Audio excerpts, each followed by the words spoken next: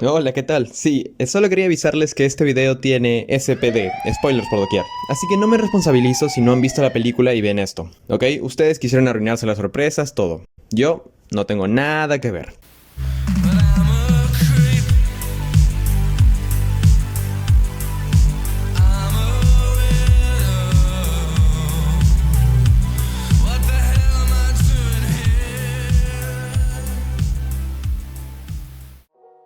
Llevo algún tiempo pensando en lo rápido que está pasando todo últimamente. Parece que fue ayer cuando fui al cine a ver lo más nuevo que había sacado Marvel Studios, una película que prometía cosas extrañas, como un árbol de 2 metros hablando con un mapache o Zoe Saldaña pintada de color de gelatina de limón. Pero hay algo que nunca se me va a olvidar, y es que apenas escuché las primeras notas de Come and Get Your Love, sabía que iba a ser e iba a haber algo muy especial. Y vaya que lo fue.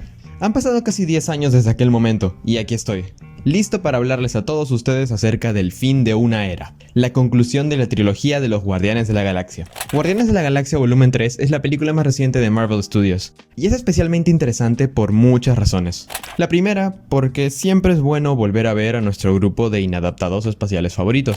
La segunda, porque ha salido en una época donde todos parecen pasar por un cansancio tremendo de las películas de superhéroes. Y el prejuicio general suele ser que las nuevas películas serán malas. Pero esta vez parece que por primera vez en mucho tiempo, los film bros de Twitter, incluyéndome a mí mismo, y los críticos parecen estar de acuerdo en una sola cosa. Es que estamos hablando de una buena película. ¿De verdad lo es? Eso es lo que quiero analizar en este video. Hoy toca un video ensayo algo más clásico, pero que quiero enfocar de una manera un poquito diferente. Vamos a hablar de esta película por sí misma, de si es buena o no, pero también como la conclusión de una trilogía, es decir, viendo cómo el viaje de sus personajes ha concluido, y si es esto satisfactorio desde un punto de vista narrativo. Además, quiero tomarme un segundo para ver cómo la mente maestra detrás de estas películas, James Motherfucking Gunn, ha logrado consolidar en estos años un estilo de dirección muy particular y que lo diferencia de la mayoría de directores genéricos de Marvel o de DC. Sí, te hablo a ti, Peyton Reed, especialmente a ti. Así que rápidamente empecemos hablando del estilo James Gunn. Todos aquí lo conocerán, ya sea por su nueva aventura como presidente de DC Studios, por las películas de los Guardianes o por sus tweets haciendo chistes sobre niños y ese tipo de cosas. Perdóname James, ok, no quería mencionarlo, pero es que en serio, con esos tweets le compites hasta a Billin. Es un director cuya escuela han sido las películas bizarras de clase B, un nicho en el que se ha movido desde mediados de los años 90 y donde nació su vínculo tan estrecho con el humor ácido y con las ideas fumadas. James Gunn tiene una visión del cine como una expresión de los valores más básicos del ser humano, como la nobleza o la familia, pero desde un punto de vista satírico e incluso hasta ridículo. No podríamos decir a ciencia cierta si es un director 100% de comedia, pero todas las películas que ha hecho o dirigido tienen cortes comédicos. Nunca ha querido comprometerse con el drama, y eso, en mi opinión, hace que parezca a veces un director con poco rango. Pero en estos 10 años desde que se estrenó Guardians of the Galaxy Volumen 1, James Gunn ha logrado, al igual que sus personajes, completar un viaje que lo ha llevado a moldear su propio estilo. Eso sí, con unas características comunes y muy marcadas para todas sus películas y especialmente para los personajes que hay en estas. Pero es siempre interesante de ver debido a lo creativo e innovador que se siente a pesar de tener una estructura común. El estilo James Gunn está perfectamente definido en el volumen 3. Es una historia que en su esencia te habla sobre las familias que formamos en el camino, a través de experiencias, y cómo ellas pueden tener lazos iguales o más fuertes que la familia de sangre.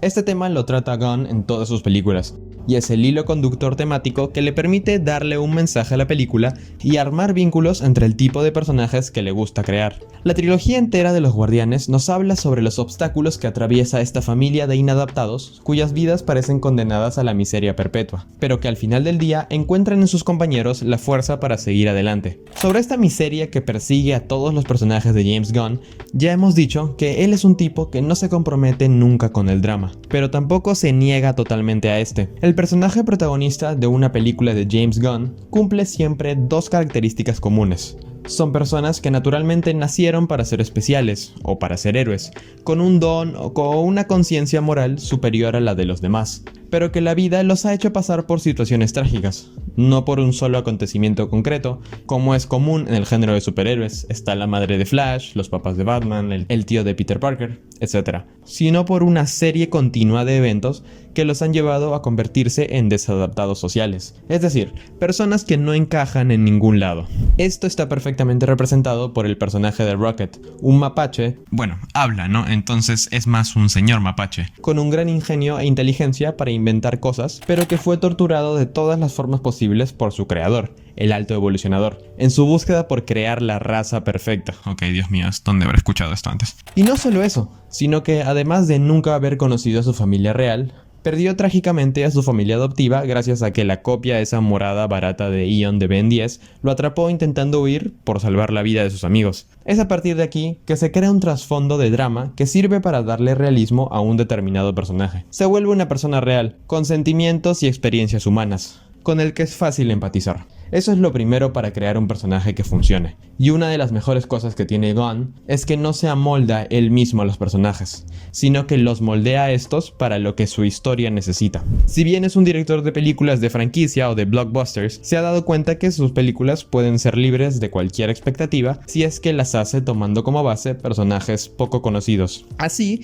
él agarra un personaje tranquilo y poco conocido que haya salido en un cómic de Swamp Thing del año 1984 y lo arma desde cero como si fuera algo nuevo. Le cambia la ropa, le cambia la personalidad y lo vuelve como él quiere que sea. Los cambia ya sea para que empatices con ellos, para que te rías o para que llores, pero en el 90% de los casos los terminas amando a todos. Sin embargo, esto es una gran debilidad a la hora de escribir personajes como Adam Warlock, en el caso del volumen 3, que viene ya con una gran presión de los fans debido a la importancia que tiene en determinados cómics de Marvel. Y esto se nota demasiado en esta película, donde las mejores partes vienen por los arcos de los personajes que Gunn básicamente recreó desde cero para volverlos el corazón de la historia, y las partes más vacías o incluso repetitivas vienen por todos los otros que están ahí por pura herencia de la película anterior. También en el volumen 3 podemos ver la consolidación de James Gunn como un escritor de humor ácido y bizarro. En las dos anteriores no se notó tanto. Siempre tuvo ese punto, pero nunca dio el último paso. Y yo personalmente creo que es porque Marvel Studios estaba detrás de él viendo que todo fuera en orden para setear lo que sería Avengers Infinity War. Y también es bastante comprensible, ¿no? Que James Gunn no pusiera chistes, digamos, muy escatológicos o aleatorios si es que era su primera o segunda película en las grandes ligas. Tampoco es tonto, ¿no? Como para arriesgarse a perder el trabajo porque puso un chiste súper random sobre comer en la playa. En el volumen 3 vemos que personajes como Drax o Mantis son usados como alivios cómicos, pero cuyos diálogos comédicos no se basan en chistes con remates explícitos o en ser humillados continuamente. La comedia en las películas de Gunn la dotan los comentarios o las acciones completamente aleatorias, que bajo ninguna razón serían dichos en un determinado momento, pero él lo hace y así te saca una sonrisa, por ser ingenioso. Pero la creatividad no salva a la comedia del volumen 3 de sentirse en ocasiones fuera de lugar. Si bien mucho menos que en el promedio de películas de Marvel, por nombrar un par de ejemplos, Shang-Chi o Iron Man 3. Sí, son las dos películas en las que sale el mandarín. Alguien tiene que decirle a Marvel que deje de sacar a ese tipo. No da risa, no da risa. Me da traumas, me recuerda el trauma que tuve en el año 2013. Por favor, sáquenlo de ahí. Pero el volumen 3 tiene partes donde literalmente te muestran la escena más trágica de todo el MCU. Estás en pleno llanto, tus ojos están rojos, estás sacando el papel para limpiártelos y estás llamando a tu psicólogo porque vas a necesitar un poco de ayuda. Pero luego te meten un corte random en medio de la acción y lo siguiente que ves es a Drax y Mantis hablando sobre, no sé, pantalones rotos de abuelo o cualquier cosa que esté en el guión en ese momento. No queda claro si de verdad se toman en serio los momentos de drama o simplemente se quiere crear sentimentalismo para que sigas viendo la película. No quiero hablar mal, pero espero que no sea así. Dejando de lado todo lo malo, el estilo de Gunn como director y como escritor ha tenido una gran mejora en esta película. Estoy hablando de cómo ha base a sus villanos.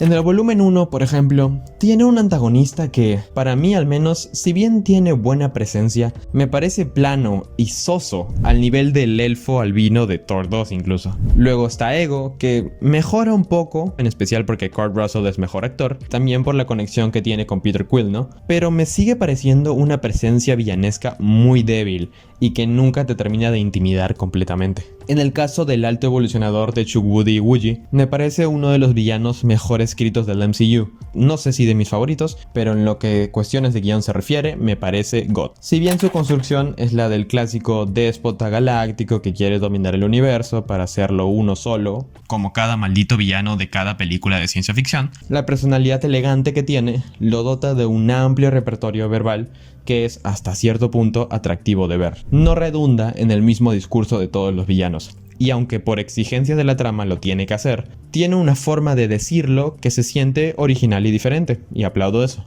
Este villano reúne todo lo que un buen antagonista de superhéroes debe tener. Un propósito final que no suene tan descabellado a simple vista, pero con métodos muy extremos, con una personalidad ególatra marcada y que tenga momentos donde haga algo que termina causando que la sala de cine piense en el mismo momento las miles de formas en las que quieren ver morir a este tipo. Ok, suena un poco psicópata, pero a mí no me engañan, todos lo hemos pensado después de ver lo que pasó con Floor, Thieves y con Layla. Aparte de esto, sí voy a decir que es muy débil en cuestión de presencia escénica. Tampoco es que te dé miedo o te imponga totalmente. Creo que lo que más impacta del villano es lo que hace en momentos puntuales, pero no creo que esté al nivel de otros grandes villanos del MCU.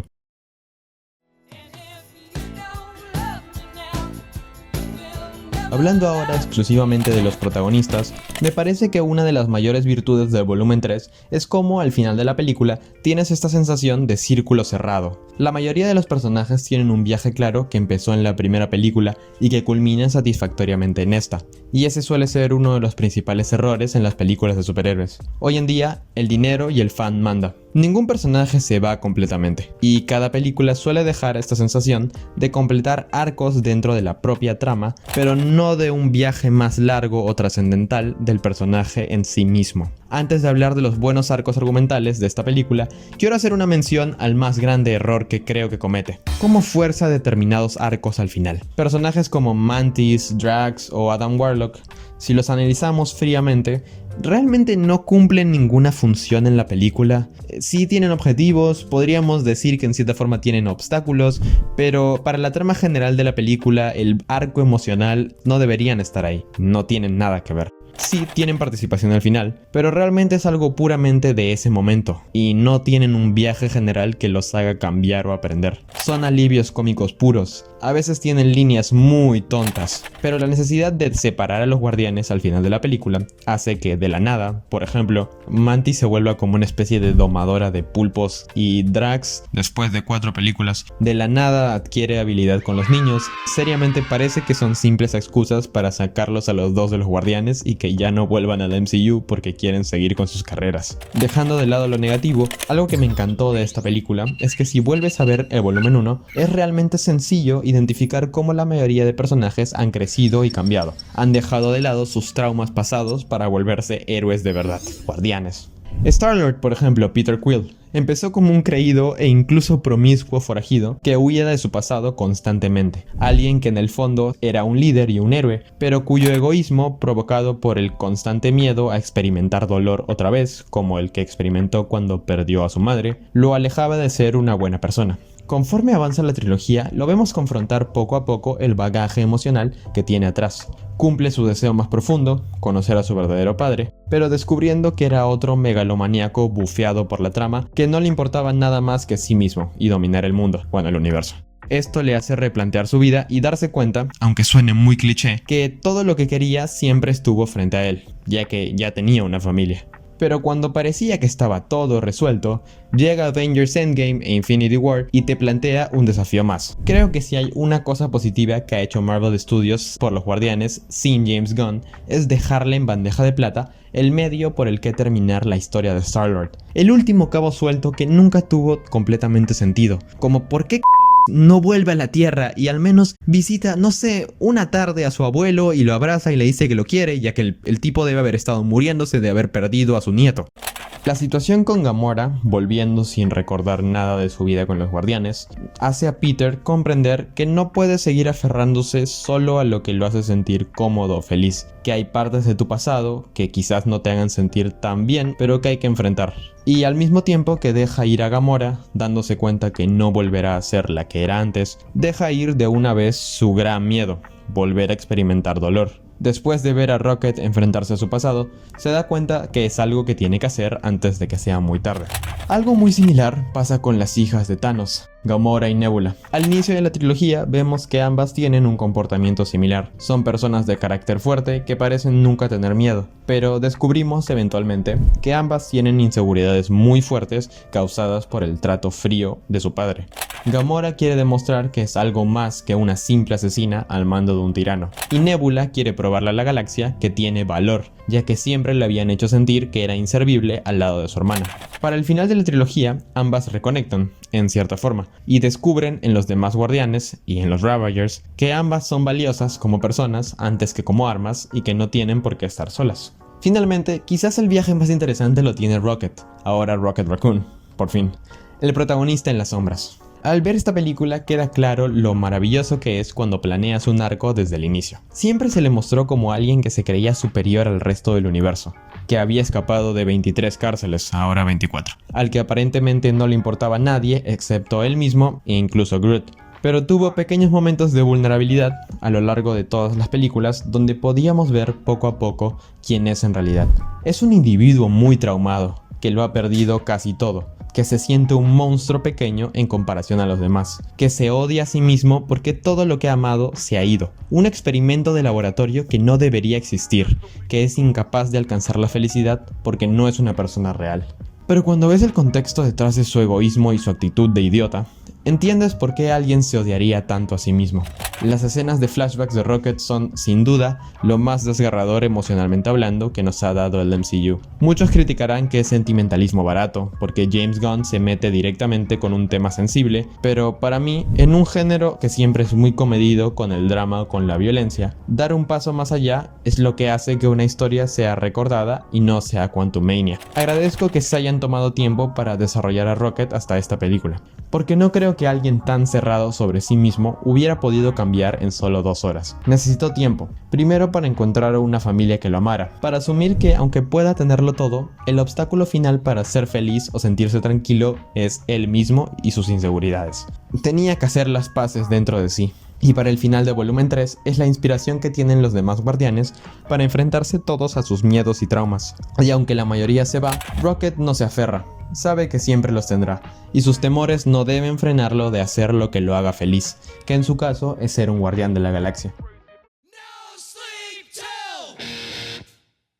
Para terminar ya, siento que debo hablar del último punto negativo de la película, y la que creo que es la razón por la que, al menos para mí, si bien es una muy buena película, no entra en mi top 5 del MCU, quizás ni siquiera en mi top 7 o 8, y me hace dudar si es mejor que el volumen 1.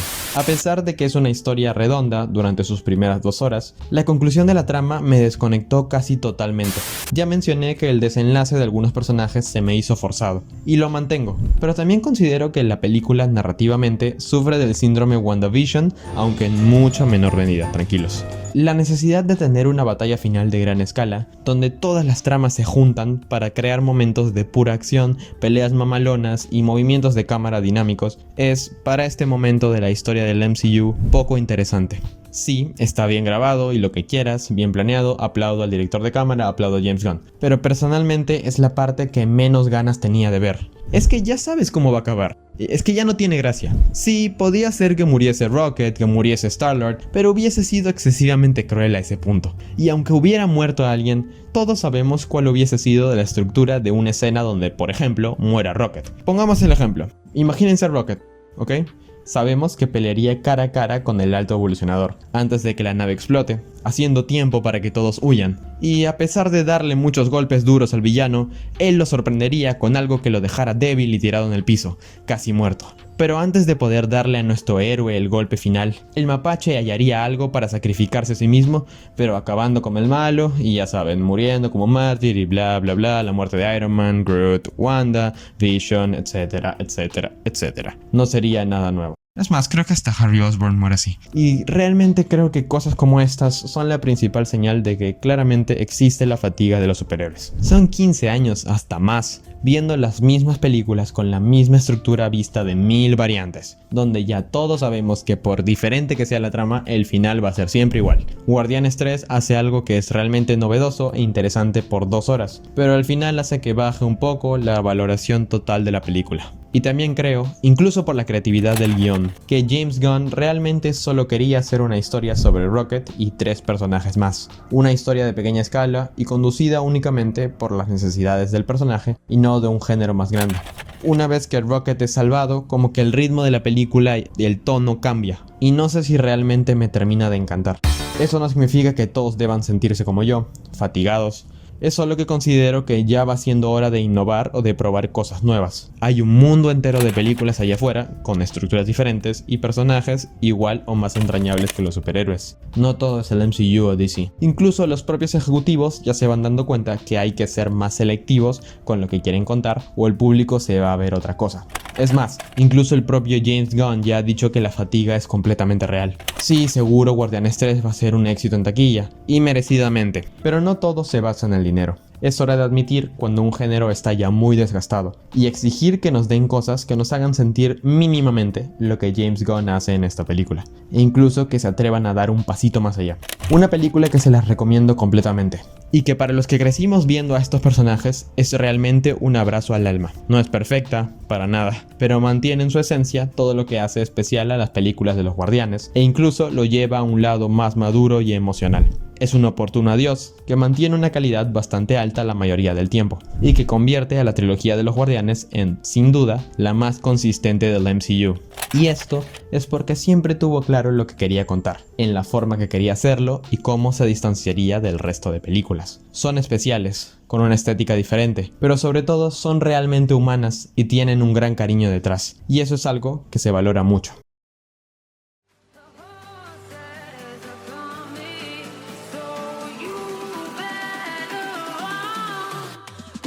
Bueno, ya se lo saben, dejen su like al ritmo de Hooked on a Feeling. No se olviden de suscribirse, por amor de Groot. Yo me iré a una nueva aventura especial en mi nave y volveré cuando, como cada vez, con lo que se me ocurra para el siguiente video.